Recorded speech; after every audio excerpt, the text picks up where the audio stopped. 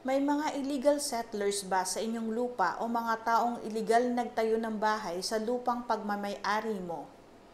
Nais mo ba silang mapaalis ng legal at mabilis? Alamin po natin ang tamang proseso ng ejectment case o ng ejectment sa Pilipinas. Ano nga ba ang ejectment case? Ang ejectment case ay isang legal na paraan upang mapaalis ang mga taong hindi autorisadong naninirahan o gumagamit ng isang property. Mayroon tayong dalawang klase ng ejectment case. Una, ang unlawful detainer at ang forcible entry. Ang unlawful detainer ay nangyayari kapag sa una ay may kasunduan sa pag-upa pero hindi umalis ang umuupa matapos ang kontrata.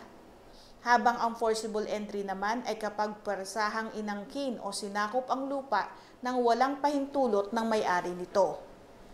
Kung illegal settlers ang problema mo, kadalasang sakop ito ng forcible entry.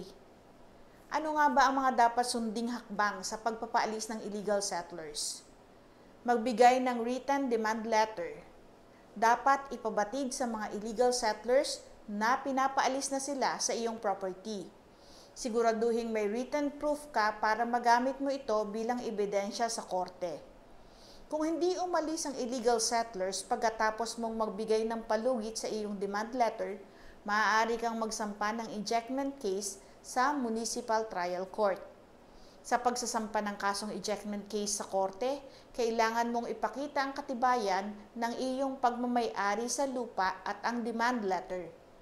Magkakaroon ng summary procedure. Dapat mong sundin ang summary procedure na karaniwang umaabot ng ilang buwan bago magkaroon ng desisyon.